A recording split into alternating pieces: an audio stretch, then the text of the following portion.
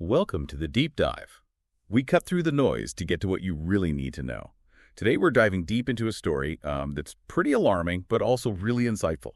It comes out of Jubilee Hills, Hyderabad.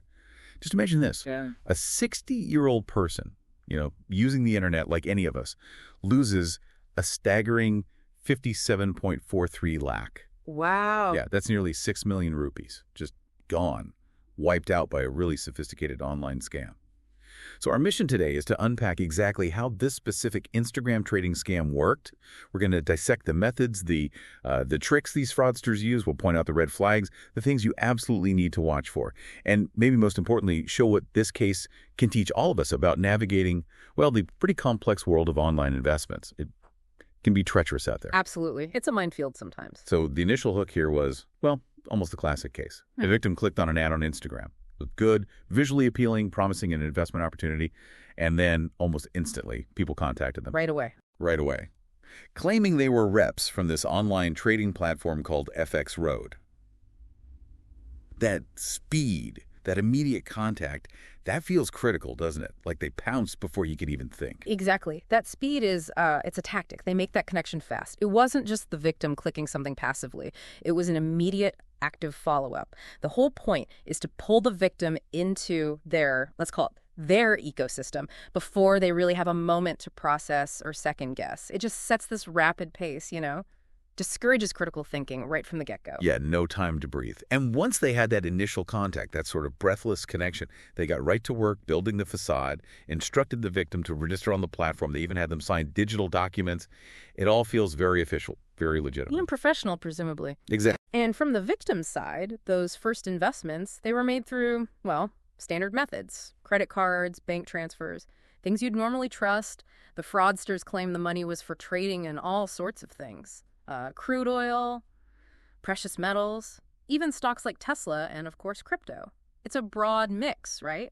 Strategically chosen to sound comprehensive, appealing, and legitimate enough to build that initial confidence. Right, and here, this is where the psychological game really kicks in. It gets really interesting. These platforms, they're not just taking your money, they're playing this sophisticated game with fake success. The platform would actually show these falsified profits, big gains, seemingly. Making it look like they're doing great. Totally.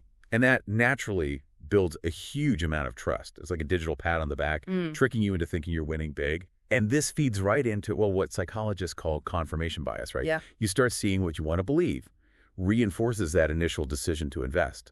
Oh, absolutely. That illusion of profit is critical. It creates this powerful feedback loop. It just keeps reinforcing itself.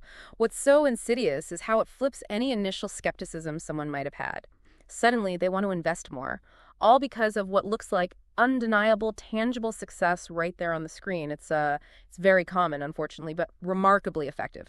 Taps right into our basic desire for validation, for success. And once that trust was cemented, the pressure cooker phase began. The tactics shifted.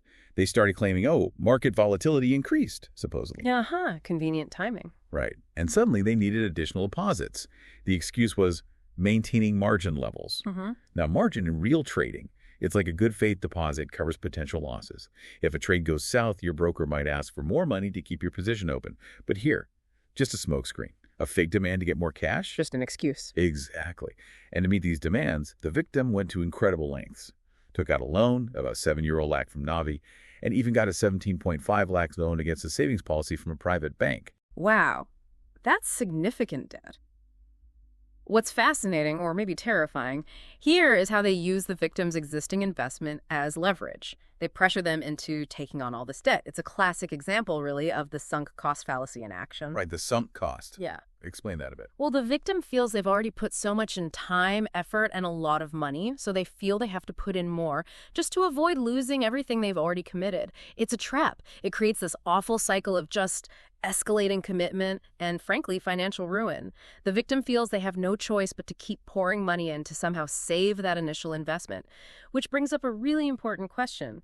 How on earth do these fraudsters keep up such a convincing front, especially when demanding these huge, huge sums? That's precisely the trap, isn't it? It's designed to feel impossible to escape. For this person, the moment of realization, the point where it finally clicked that this was fake, only came when they were pushed to arrange another €25 32 lakh. Good grief. That's when the alarm bells finally finally went off loud enough. Yeah. And thankfully, they immediately reported it, called the National Cybercrime Helpline 1930. And that's so important. Calling 1930, reporting it quickly, it's absolutely crucial. The faster law enforcement knows, the better the chance, however small sometimes, of tracing those funds, maybe disrupting the operation. It gives them that digital breadcrumb trail to follow, improves the odds for recovery, for justice. Okay, so let's unpack this police investigation side. When they started digging, they found some, well, chilling things about how professionally this scam was run. This wasn't random. It was highly organized, designed to exploit specific vulnerabilities people might have. Really targeted then. Very targeted. The police found the perpetrators forged documents. They even falsely claimed they were associated with a well-known, reputed firm called Tradebulls. Using a legitimate name to build credibility, that's clever, in a devious way. It adds that layer of sophisticated deceit.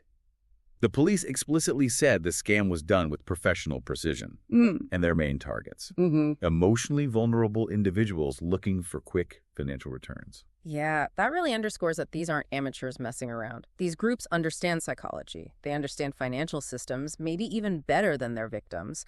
Forging documents, falsely linking themselves to a real company like Tradebulls that points to serious planning and sophistication.